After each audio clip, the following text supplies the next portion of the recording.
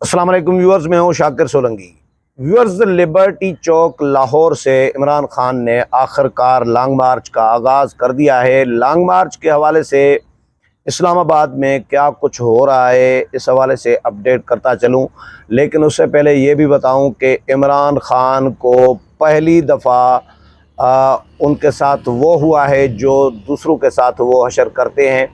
इमरान खान गुज़श्ता रात लाहौर पहुँचे थे तो घड़ी चोर के उनके ख़िलाफ़ नारे लगे उनके सामने। लाहौर हाई कोर्ट में गए थे, लाहौर बार एसोसिएशन में गए थे और वहाँ पे इमरान खान ने जो है वकला को ख़िताब किया और दावत दी वकला को कि लॉन्ग मार्च में शिरकत करें। लेकिन उधर से जैसे ही निकले वकला की तकरीब से तो इमरान खान को लोगों ने देखकर घड़ी चोर के नारे लगाए। इसकी वीडियोस भी बनी, सोशल मीडिया पर बहुत सारे लोगों ने देखी भी होंगी।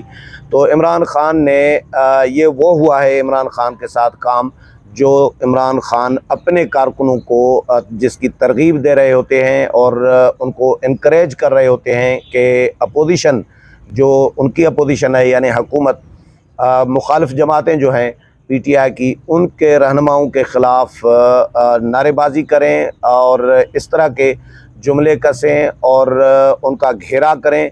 अभी रिसेंटली मरियम औरंगज़ेब का हुआ था लंदन में, उससे पहले मियां नवाज शरीफ का हो चुका हुआ है।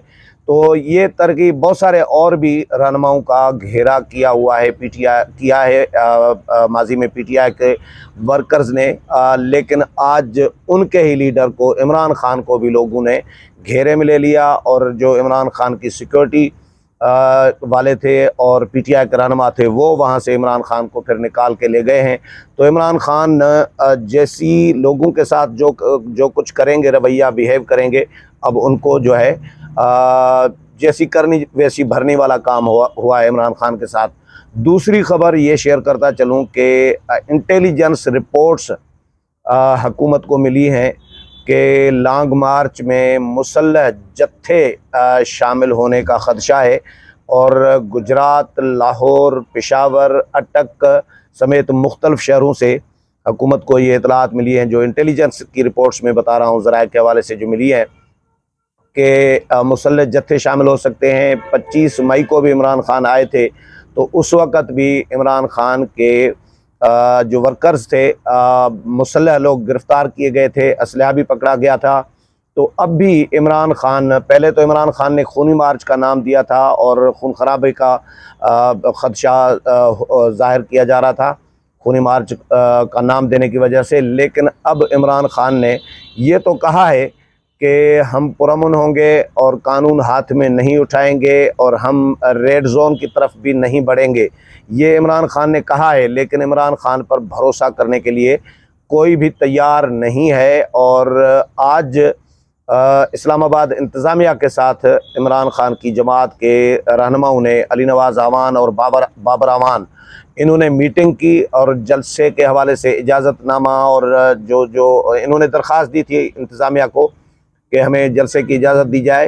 तो इंतज़ामिया ने इनको समझें जो मुआहदे थे माजी के पीटीआई ने जिनकी खिलाफ वर्जी की है, नून लीग का दौर था जब 2014 का धरना इमरान खान ने मुआहदे की खिलाफ वर्जियाँ की उस वक़्त, और उसके बाद भी जो मुआहदे की खिलाफ वर्जियाँ इमरान खान करते रहे हैं, पीटीआई करती रही है, तो उनको सारे मुआहदों की खिलाफ वर्जियों की फ़हरिस्त जो है पीटीआई रहनुमाओं को इस्लामाबाद इंतज़ामिया ने थमा दी है और उनको कहा है कि ये आपकी खिलाफ वर्जियाँ आप लोगों ने की हैं मुआहदों की, और अब ये बताया जाए कि क्यों कर आपको जलसा करने की इजाज़त दी जाए, क्यों इजाज़त दी जाए, ये उनको कहा गया है। लेकिन राना सनाअल्लाह पहले कह चुके हैं कि अगर पुरअमन एहतजाज होगा और पुरअमन मार्च होगा तो फिर तो इनको इजाज़त दी जाएगी इस्लामाबाद में दाखिल होने की। अगर कोई शरपसंदी की जाएगी या कोई कानून हाथ में उठाया जाएगा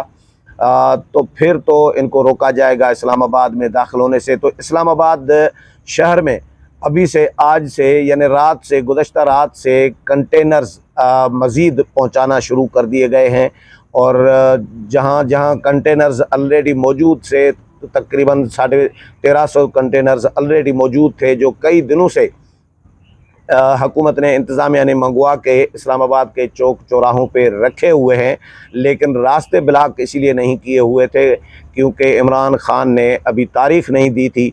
अब जैसे ही इमरान खान लाहौर पहुँचे हैं और उन्होंने लॉन्ग मार्च शुरू किया है, लिबर्टी से निकले हैं, तो इस्लामाबाद इंतज़ामिया ने इस्लामाबाद को सील करना शुरू कर दिया है। इस्लामाबाद के मुख्तलिफ़ चौक चौराहे जो हैं वो बंद करने शुरू कर दिए गए हैं, क्योंकि सिर्फ लिबर्टी, इस्लामाबाद इंतज़ामिया को, हुकूमत को ये ख़दशा है सिर्फ लिबर्टी चौक वाले कारकुनान इमरान खान के साथ जो आ रहे हैं वो नहीं होंगे, कि ऐसा भी हो सकता है कि कहीं और से कारकुनान जो है एडवांस में आना शुरू हो जाएं, इस्लामाबाद में बैठ जाएं, इस तरह की प्लानिंग होती है।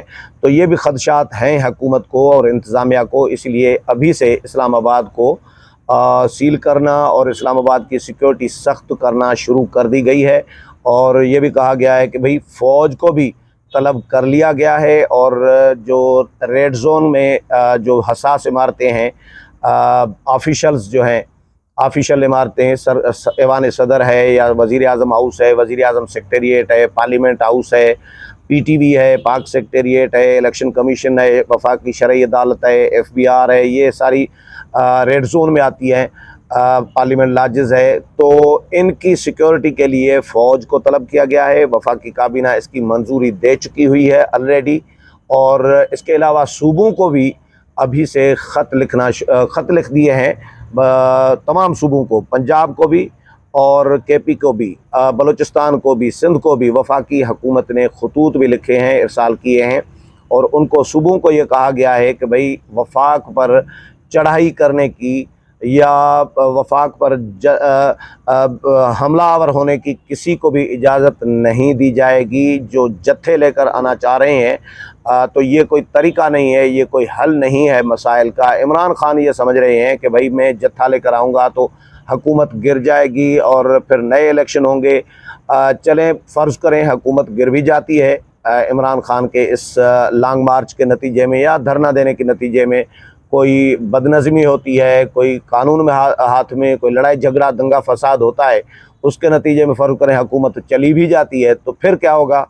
फिर इलेक्शन होंगे, और इलेक्शन के बाद अगर इमरान खान जीत कर भी आएँ दोबारा, तो फिर क्या ये जो सियासी जमातें हैं जिनकी हुकूमत इमरान खान गिराना चाहते हैं, तो क्या ये जत्था नहीं लेकर आएंगे? इमरान खान को ये चलने देंगे? तो ये इस तरह कैसे निज़ाम चलेगा? असल में जो फैसल वाडा ने बात की है ना कि इमरान खान के इसमें खून ही खून और मुझे लाशें ही लाशें, जनाजे ही जनाजे नज़र आ रहे हैं, और ये फैसल वाडा ने कहा है, PTI के रहनुमा ने कहा है, नज़र आ रहे हैं। और इमरान खान जो है इस धरने के पीछे बहुत बड़ी साजिश है।